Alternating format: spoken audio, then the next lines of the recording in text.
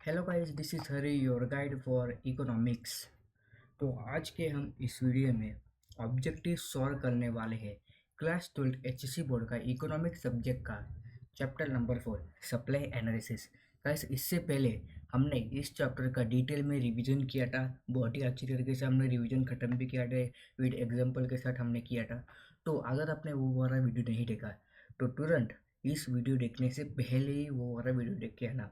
जब तक आप चैप्टर नहीं पढ़ोगे तो आप तब तक उस चैप्टर का क्वेश्चन सॉल्व नहीं कर पाओगे।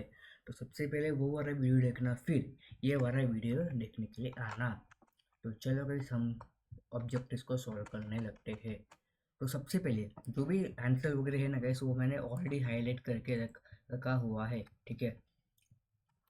तो सबसे पहले question number 1, complete the following statement.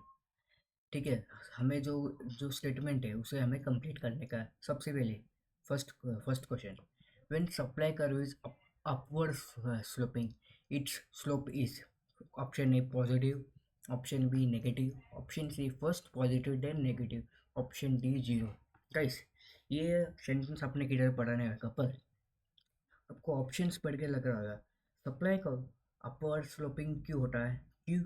क्योंकि उसके अंदर पॉजिटिव रिलेशनशिप है। तो इसका आंसर है पॉजिटिव।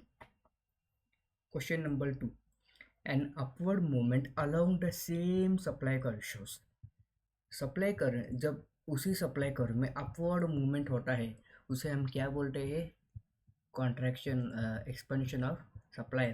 जब अपवर्ड मूवमेंट होता है उसी सप्लाई कर में हो, हम उसे बोलते हैं अपवर्ड एक्सपेंशन ऑफ डिमांड। जब डाउनवर्ड मूवमेंट होता है उसी सप्लाई कर के अंदर, तो हम उसे बोलते हैं कॉन्ट्रैक्शन ऑफ सप्लाई।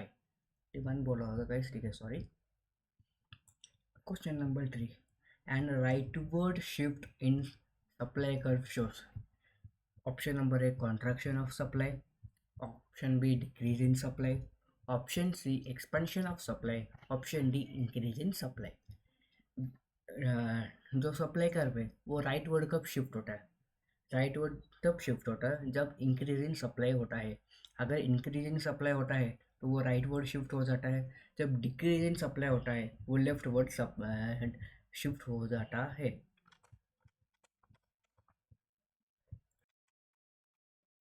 तो इसका आंसर है गाइस इंक्रीज इन सप्लाई। ठीक है, अगर राइट वर्ड शिफ्ट हुआ तो इंक्रीज इन सप्लाई, अगर लेफ्ट वर्ड शिफ्ट हुआ तो decrease in supply. Next fold, other factors remaining constant when less quantity is supplied due to fall in its price.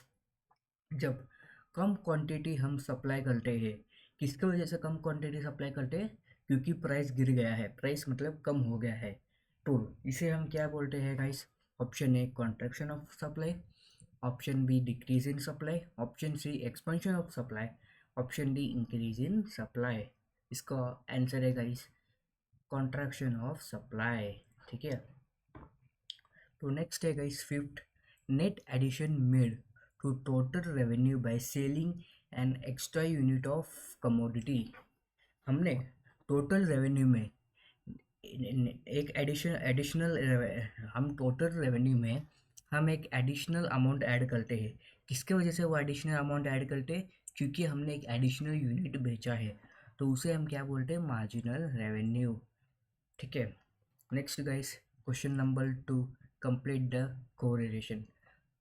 Question number first, expansion of supply, price rises, contraction of supply.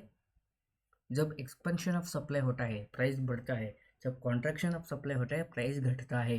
ठीक है। Next question, sorry, second, total revenue blank average revenue T R divided by T Q. इसके अंदर ना total revenue का formula पूछा है। Total revenue का formula क्या है? T R is equal to price multiply by quantity. Third, total cost, तो total cost T F C, इसका मतलब total fix cost plus T V C, total total variable cost. Next उसके बाद average cost is equal to average. इसके अंदर हमें average cost क्या है वो पूछा है। एवरेज कॉस्ट का फॉर्मूला है total cost divided by total quantity. Next fold, demand कर ब्लैंक, सप्लाई करो अपवर्ड। इसके अंदर ना डिमांड कर्व का स्लोप पूछा है। डिमांड कर्व किस किस कैसा होता है? डिमांड कर्व होता है left to right downward. Supply curve upward होता है, डिमांड कर्व होता है डाउनवर्ड।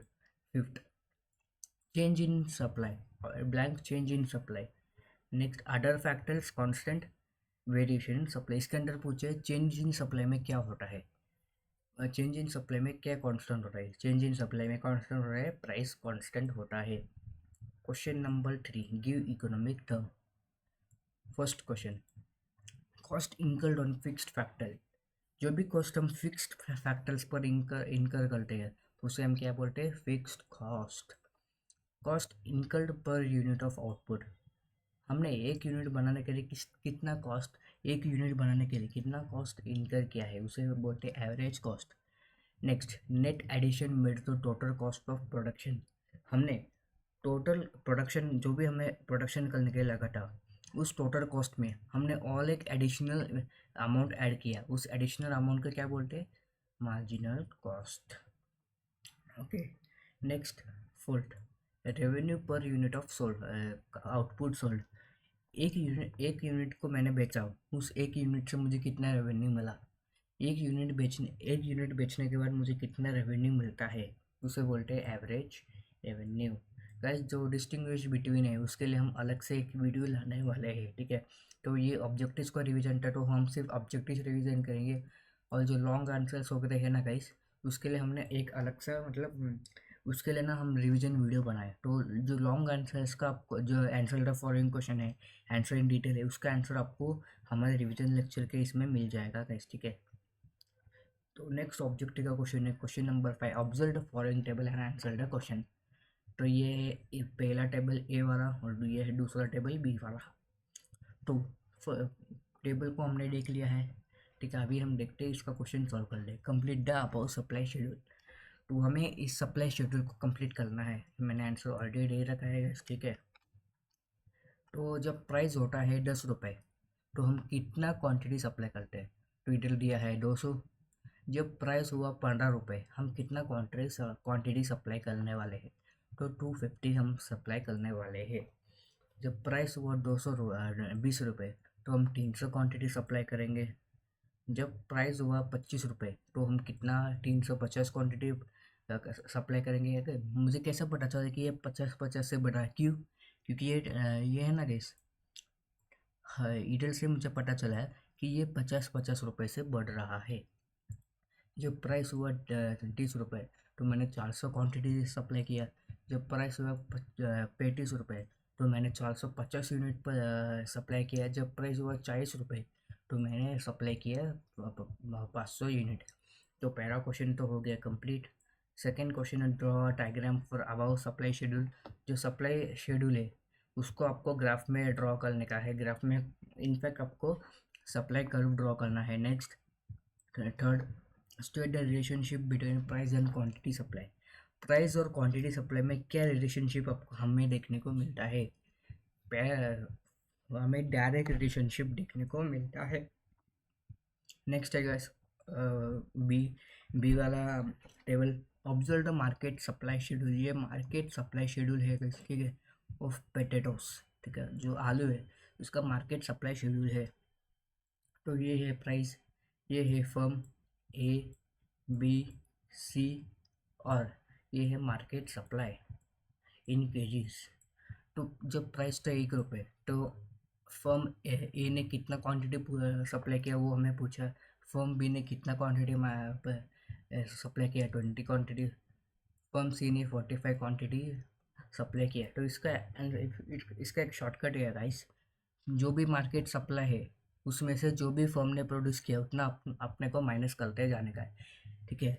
फॉर एग्जांपल, अगर इसमें हमें फर्म ए का हमें कितना क्वांटिटी प्रोड्यूस किया वो पूछा, तो इसका आंसर है 100 माइनस 20 माइनस 45। इसका आंसर आता है 35 यूनिट्स, ठीक है? और अगर मार्केट सप्लाई पूछा तो सबसे सिंपल है गाइस, फर्म ए ने कितना प्रोड्यूस किया, फर्म बी ने कितना प्रोड्यूस किया, फर्म सी ने कितना प्रोड्यूस किया। इसका आंसर है 112, 112। तो जब प्राइस था 2 रुपये, तो पूरा मार्केट ने मिलके 112 यूनिट सप्लाई किया है। नेक्स्ट क्वेश्चन, सॉरी, प्राइस जब प्राइस था 3 रुपये तो फर्म ए ने 40 यूनिट्स प्रोड्यूस किया, 40 यूनिट सप्लाई किया। फर्म बी ने कितना सप्लाई किया वो हमें पूछा। फर्म सी ने 55 यूनिट सप्लाई किया और फर्म सी ने 155, सॉरी, पूरा मार्केट ने मिलके 155 यूनिट सप्लाई किया। तो इसका भी फॉर्मूला वही लगता है, total market supply minus firm B ने कितना प्रोड्यूस किया, सॉरी फर्म ए ने कितना प्रोड्यूस किया, सॉरी फर्म ए ने कितना सप्लाई किया, फर्म सी ने कितना सप्लाई किया। इसका आंसर आता है 60। नेक्स्ट, अगर इसका मतलब ये है अगर प्राइस 3 रुपये है तो पूरा मार्केट ने मिलके 155 यूनिट्स सप्लाई किया है। नेक्स्ट फोर्थ, अगर प्राइस है 4 रुपये तो फर्म ए ने 44 यूनिट्स सप्लाई किया, फर्म बी ने 50 यूनिट सप्लाई किया और फर्म सी ने कितना सप्लाई किया पूछा। तो इसका भी वही same formula guys, market supply कितने का 154, 154 माइनस 44 माइनस 50, इसका आंसर आता है 60। तो ये था गाइस तुम्हारा ऑब्जेक्टिव्स का रिवीजन। जो लॉन्ग आंसर्स का जो वीडियो वगैरह है वो आपको आगे मिलेगा, और उसके बाद और लॉन्ग आंसर का जो डिस्कशन वीडियो है वो आपको आगे मिलेगा। उसके बाद डिस्टिंग्विश बिटवीन का भी वीडियो आपको मिलेगा। जब ये रिवीजन लेक्चर और ऑब्जेक्टिव रिवीजन हो जाएगा तो हम डिस्टिंग्विश बिटवीन का सभी चैप्टर का डिस्टिंग्विश बिटवीन का हम एक वीडियो बनाएंगे। उसके बाद सभी लॉन्ग आंसर शॉर्ट आंसर का वीडियो हम बनाएंगे। तो मिलते हैं गाइस हम अगले वीडियो में, तब तक के लिए बाय।